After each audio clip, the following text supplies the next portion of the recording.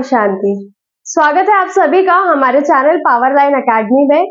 और आज हम डिस्कस करने जा रहे हैं हमारे 10th क्लास केमिस्ट्री साइंस का first chapter chemical reaction and equation.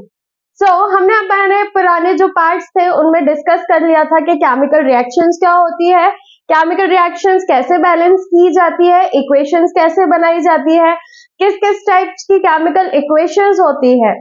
और आज हम डिस्कस करने वाले हैं इस चैप्टर का last topic, corrosion and rancidity. So what is corrosion? Generally आप डेली लाइफ में देखते होंगे जो कोई भी मेटल हो, जैसे कि आपके साइकिल की चेन, जब वो पानी या उसमें एयर के कांटेक्ट में आती है तो उसमें अचानक से जंग की लेयर लगना शुरू हो जाती है। चांदी के जो ऑर्नामेंट्स आप पहनते हैं, रिंग हो गया या फिर पायल वगैरह हो गई, उनमें एक काली सी लेयर जमनी शुरू हो जाती है। इसी के साथ साथ कॉपर के जो पाइप होते हैं उनमें ग्रीन कलर की लेयर जोड़ना शुरू हो जाती है। ये सभी एग्जाम्पल है किसी भी मेटल या किसी भी धातु का एयर और मॉइस्चर, हवा और नमी के संपर्क में आने के बाद इनकी क्वालिटी में गिरावट आ जाना, इन पे एक नई केमिकल रिएक्शन होती है जिसके कारण इन पूरे मेटल की क्वालिटी क्या होती है, चेंज हो जाती है।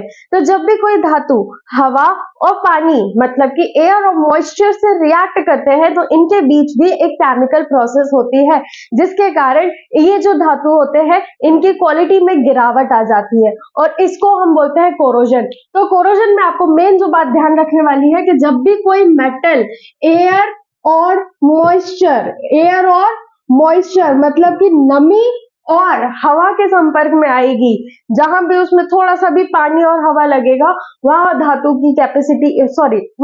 की क्वालिटी गिरना शुरू हो जाएगी। यहाँ पर कोरोजन के कुछ एग्जाम्पल आप डेली लाइफ में भी देख सकते हैं, जैसे रस्टिंग ऑफ आयरन, लोहे में जंग लगना, इसके साथ साथ सिल्वर का काला पड़ना, चांदी पर काले रंग की परत का जमना, और कॉपर के जो पाइप होते हैं जिनमें वाटर सप्लाई भी दी जाती है उन कॉपर्स के ऊपर ग्रीन कलर के लेयर चढ़ना, ये सभी कोरोजन का एग्जाम्पल है। कोरोजन से प्रोटेक्शन भी की जा सकती है, जैसे कि आपने देखा होगा घर के जो चैनल गेट्स वगैरह होते हैं या खिड़कियां जो लोहे की बनी होती है उन्हें टाइम टू टाइम पेंट किया जाता है। तो पेंटिंग भी एक तरीका है जिससे हम अपने मेटल्स को प्रोटेक्ट कर सकते हैं। इसके अलावा एक बहुत इंपॉर्टेंट साइंटिफिक प्रोसेस है जिसके थ्रू आप अपने मेटल को प्रोटेक्ट कर सकते हो, वो है गैल्वेनाइजेशन। गैल्वेनाइजेशन का मतलब होता है कि जो मेटल आसानी से आसपास के एनवायरनमेंट के साथ रिएक्ट कर जाए और उनकी क्वालिटी में गिरावट आनी शुरू हो जाए, जो बहुत ज्यादा रिएक्टिव हो जाए, तो उनके ऊपर कोई परत चढ़ा दो, कोई ऐसे मेटल की परत चढ़ा दो जो नमी और हवा से खराब ना होता हो। मोस्टली यहाँ पर जिंक और स्टील की प्लेटिंग की जाती है। आपने देखा होगा जो टीन के डब्बे होते हैं या जो लोहे के डब्बे होते हैं उन पर जिंक की प्लेटिंग कर दी जाती है या स्टील की परत चढ़ा दी जाती है।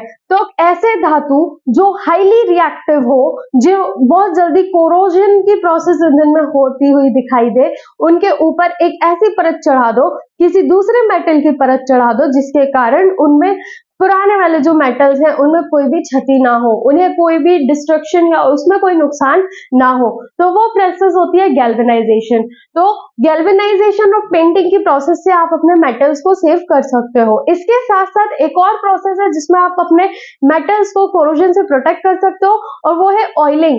आपने देखा होगा आप साइकिल, बाइक या जितने भी मशीन्स वगैरह होती है जिनमें लोहे के इक्विपमेंट्स यूज किए जाते हैं या घर के जो चैनल गेट होते हैं जिनमें जंग लगने के कारण आ जाती है, उनकी फ्रीली मूवमेंट के लिए उनमें टाइम टू टाइम ऑयलिंग की जाती है, उनमें तेल डाला जाता है जिसके कारण उनमें घर्षण जो फ्रिक्शन होता है वो इजीली बढ़ जाता है।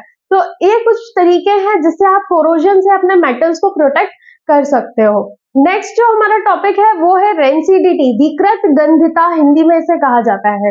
रेंसिडिटी भी एक ऐसा ही एग्जाम्पल है जिसमें कोई भी एडिबल आइटम मतलब खाने योग्य जो पदार्थ होते हैं वो जब हवा और पानी के कांटेक्ट में आते हैं तो वो धीरे धीरे सड़ना शुरू हो जाते हैं, खराब होना शुरू हो जाते हैं। और मोस्टली जो उसमें चीजें होती हैं जो हवा के कांटेक्ट में आके खराब होना शुरू होती है वो होता है ऑयल एंड फैट्स। ऑयल और फैट की एक खासियत होती है कि जब वो एयर एंड मॉइस्चर के कांटेक्ट में आते हैं तो वो सड़ना शुरू हो जाते हैं, खराब होना शुरू हो जाते हैं। जैसे कि आप देखते होंगे कि जो तेल से बने हुए आइटम्स होते हैं, लंबे समय तक अगर आप चिप्स या कुरकुरे बहुत पुराने वाले खाते हो तो उसमें तेल की स्मेल आना शुरू हो जाती है, या फिर ऑयली फूड बहुत जल्दी खराब हो जाता है, सड़ना शुरू हो जाता है। तो ये सभी प्रोसेस को हम कहते हैं रेंसिडिटी या विकृत गंधिता। हिंदी में विकृत गंधिता कहा जाता है और इंग्लिश में रेंसिडिटी कहा जाता है, जिसकी क्लियर डेफिनेशन होती है when a food items oil and fats come in contact with the air and moisture. जब भी कोई खाने योग्य पदार्थ जिसमें तेल और वसा प्रेजेंट होती है, जब भी वो एयर और नमी मतलब कि हवा और मॉइस्चर के कांटेक्ट में आते हैं तो वो सड़ना शुरू हो जाते हैं, खराब होना शुरू हो जाते हैं। ये भी एक केमिकल प्रोसेस है क्योंकि उन्हें वापस पहले जैसा ठीक नहीं किया जा सकता, और इस प्रोसेस को हम बोलते हैं रेंसिडिटी। रेंसिडिटी खाने के सड़ने के लिए होता है, लेकिन इससे भी हम अपने खाने को प्रोटेक्ट कर सकते हैं। तो खाने को प्रोटेक्ट करने के क्या तरीके होते हैं? तो पहला तरीका होता है कि आप हमेशा पैक्ड फूड आइटम यूज करें। पैक्ड फूड आइटम्स क्यों यूज करना है? क्योंकि जो आइटम फूड पैक्ड रहेंगे उसमें मॉइस्चर या हवा एंटर नहीं कर पाएगी, जिससे आप लंबे समय तक अपने फूड आइटम्स को स्टोर करके रख सकते हो। इसके बाद आप एंटीऑक्सीडेंट्स यूज करें। एंटीऑक्सीडेंट्स आपने देखा होगा, कुछ ऐसे केमिकल्स मार्केट में अवेलेबल होते हैं, जैसे कि एक छोटा सा एग्जांपल दूं आपको, विनेगर घर में जो नॉर्मल अचार वगैरह होते हैं वो सालों साल तक स्टोर करके क्यों रख लेते हैं? क्योंकि जो विनेगर होता है वो एंटीऑक्सीडेंट्स का काम करता है, जो खाने को लंबे समय तक स्टोर करके रखने में हेल्प कर सकता है। इसके साथ एक और चीज मैं आपको बताना भूल गई, जो पैक्ड फूड होते हैं इसमें एक स्पेशल गैस का यूज किया जाता है, नाइट्रोजन गैस का यूज किया जाता है।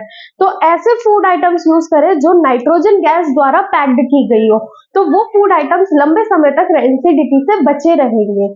हम बात कर रहे थे एंटीऑक्सीडेंट्स की। एंटीऑक्सीडेंट्स वो आइटम्स होते हैं जो एयर और मॉइस्चर के कांटेक्ट में आके खराब नहीं होने देते हैं, जैसे कि विनेगर, अचार या कुछ सॉस वगैरह जो होते हैं इनमें विनेगर की एक मात्रा देखी जाती है, जिसके कारण ये लंबे समय तक उन्हें खराब नहीं होने देते हैं। और लास्ट जो खाने को बचाने का तरीका है वो है सॉल्ट एंड शुगर। नमक और चीनी भी एंटीऑक्सीडेंट का काम करती है।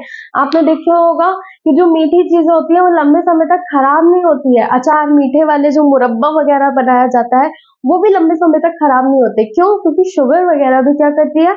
एंटीऑक्सीडेंट्स का काम करती है। सो 10th क्लास, ये था हमारे चैप्टर 1 का लास्ट टॉपिक, और इसी के साथ हमारा फर्स्ट चैप्टर केमिस्ट्री का chemical reaction and equation complete हो चुका है। नेक्स्ट वीडियो में हम अपने आगे के चैप्टर्स के बारे में डिस्कस करेंगे। आई होप आपको वीडियो पसंद आई होगी। Thank you so much and परम शांति।